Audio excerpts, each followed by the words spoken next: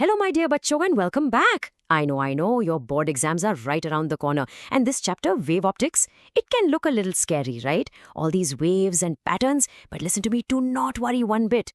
Today, we're going to make this so simple. By the time we're done, you'll be answering these questions like a pro. Chalo, let's get started. Okay, so before we touch any formulas, let's start with a story. You know, a long time ago, there was this massive fight in physics. On one side, you had the superstar Isaac Newton. He was totally convinced that light is made of tiny particles, like little balls. But then on the other side, there was Christian Huygens, who said, nope, light is a wave. So it was this epic showdown, team particle versus team wave. So what's on the menu for today? Well, we'll see who won that big debate. Then we'll unlock Huygens' magical principle. After that, we'll see how it proves the old laws you already know from ray optics. Then we hit the big topics, interference and diffraction, and we'll wrap it all up with a super fast revision of all the formulas you need. Ready? Let's go!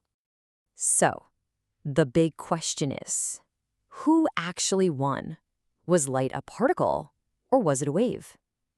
For a really long time, everyone was on Team Newton. I mean, he was a legend, right? But you have to remember, Beta, science is not a popularity contest. It's all about the evidence, the proof. And slowly, the proof started rolling in. First, in 1801, this brilliant guy Thomas Young did an experiment that showed light waves can add up and cancel out, just like waves in water. We'll talk a lot more about that a bit. Then came the final blow. In 1850, an experiment proved that light actually travels slower in water. Now, the wave theory predicted this, but Newton's particle theory said the exact opposite. And just like that, Team Wave won the match. Okay, so to really get how light acts like a wave, you just need to understand one single beautiful idea. It's called Huygens Principle. And trust me on this, it's like the master key, the secret superpower that unlocks this whole chapter for you. It's actually very simple. But wait a minute, before we get to the principle, we need to ask, what exactly is a wavefront? I mean, we've always drawn light as these straight lines, these rays. So where did this wavefront come from? Let's try to picture it. You know when you drop a pebble into a calm pond, you see those nice circles spreading out? Yeah? Now, just pick one of those circles. Every single drop of water on that circle is moving up and down at the exact same time. They're perfectly in sync. They're in the same phase. That circle, my dear Beta, is a wavefront. It's just a line or a surface where all the parts of the wave are doing the exact same thing together. So, here is the principle. It's so easy, just 2 steps. Step 1, imagine every single point on that wavefront is like a tiny little light bulb, sending out its own little wave. We call these wavelets.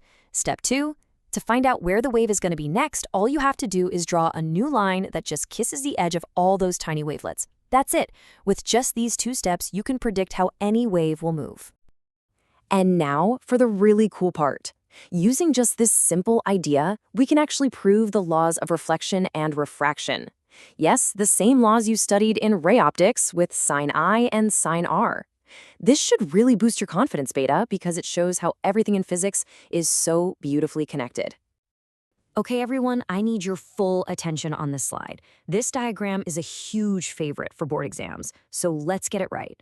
See the wavefront coming in? AB? The moment point A hits the water, the denser medium, it slows down. But look at point B. It's still in the air, moving fast.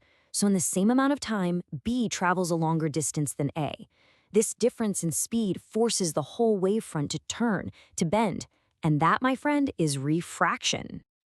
And here is the absolute magic of physics. If you just use a little bit of simple trigonometry on those triangles in the diagram, you will find that sine I divided by sine R is equal to the ratio of the speeds. And what is that? That is exactly Snell's law. So you see, the wave theory perfectly explains it all. Not so bad, is it?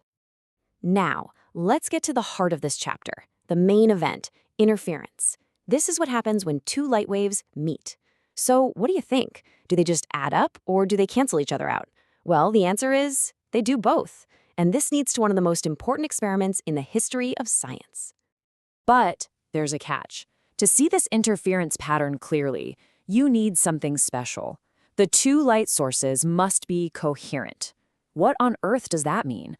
Well, imagine you have 2 singers, and they're singing the exact same note, and they are perfectly in sync with each other. That's coherence. For light, it means the waves from the two sources have a relationship that doesn't change. If they're not coherent, the pattern will just be a blurry mess. So how do you make two light sources that are perfectly in sync? You can't just switch on two different bulbs. It won't work. Well, Thomas Young was a genius. He came up with a very simple, clever trick. He took just one light source, passed it through one small slit, and then through two more slits, S1 and S2. Because the light for S1 and S2 comes from the exact same parent source, they behave like perfect coherent twins. So smart. So what do we see on the screen? At some points, the crest of one wave meets the crest of the other. It's like a high five. They add up and make a super bright spot. This is called constructive interference. And it happens when the path difference is a whole number of wavelengths, like n times lambda. But at other points, the crest of one wave meets the trough of the other, and poof, they cancel out, leaving a dark spot. This is destructive interference, and it happens when the path difference is n plus a half times lambda. Okay, exam alert. Get your pen and paper ready. Let's solve a real problem just like you'll see in your exam. This one is straight from your textbook.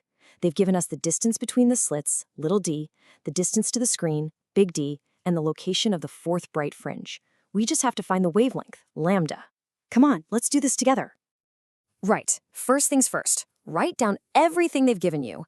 And please, please, Beta, be careful with the units. Millimeters, centimeters, you have to convert everything to meters first. This is where so many students make silly mistakes. Okay, next, you write the formula for a bright fringe. X equals n lambda d by d.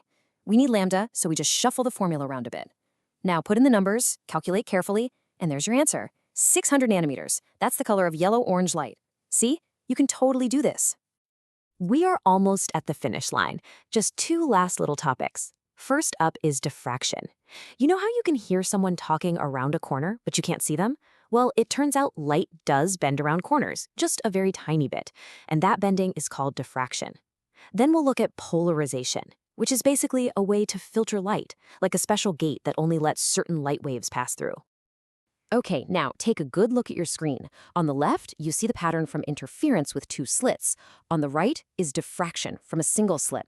Now, at first glance, they look kind of similar. Both have bright and dark lines. But look closer. Can you spot the big difference? Did you get it? Here's the key thing to remember for your exam. In an interference pattern, all the bright bands are like identical twins. They have the same brightness and the same width. But in a diffraction pattern, there's one big boss in the center. The central fringe is much, much wider and way brighter than all the others, which get fainter as they go out. That's the main difference. And last but not least, polarization. I know it sounds like a very complicated word, but you already know what this is. You've used it. Those fancy sunglasses that cut out the glare from the road, that's polarization. The glasses you wear for 3D movies, also polarization. It's just a way of filtering light. Imagine a fence with vertical slots. Only things that are also vertical can pass through. That's what a polarizer does to light waves. And we're there. We have covered all the main ideas. So for our final lap, let's do a super quick, rapid-fire revision of all the important formulas. Get your phone ready to take a quick screenshot. Okay, here we go. Your formula cheat sheet. First, Snell's law, our old friend. Next, the two big ones from the Young's double-slit experiment. One for the bright fringes and one for the dark ones. Don't mix them up. Then, the condition for the dark spots in diffraction. And finally, Malice's law for polarization. All right, I want you to pause the screen, take a good look, and take a screenshot right now for your notes. And that is a wrap on wave optics. My dear students, please remember, physics is not about cramming formulas. It's about opening your eyes and seeing the beautiful patterns and the magic of how this universe works. You have studied hard. You have prepared well. You can do this. I have full faith in all of you. Go and give it your best shot. All the very best.